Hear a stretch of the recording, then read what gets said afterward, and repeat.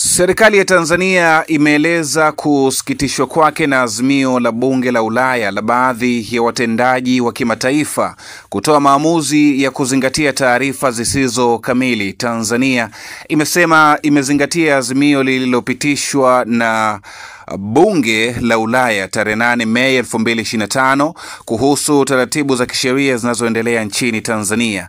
Wakati Tanzania inaheshimu uhuru wa kitaasisi wa bunge la Ulaya na kuthamini ushirikiano wake na Umoja wa Ulaya, inaona ni muhimu kufafanua baadhi ya mambo muhimu na kusisitiza dhamira yake ya muda mrefu ya maadili ya kidemokrasia na utawala bora na utawala wa sheria. Wizara ya mambo ya nje ya Tanzania imeeleza katika taarifa yake, imesema ya kuwa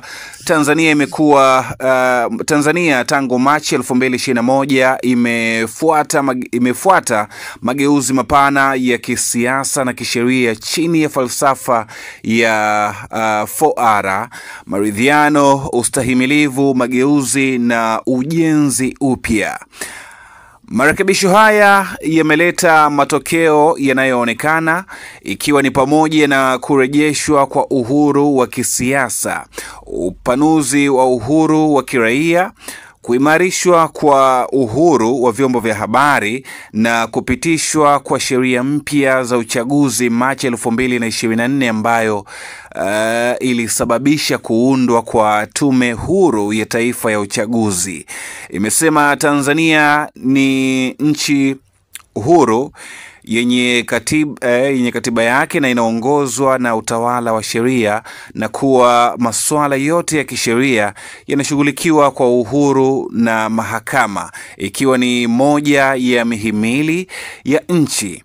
Kwa kuzingatia sheria za nchi na kwa kuzingatia viwango na taratibu bora za kimataifa,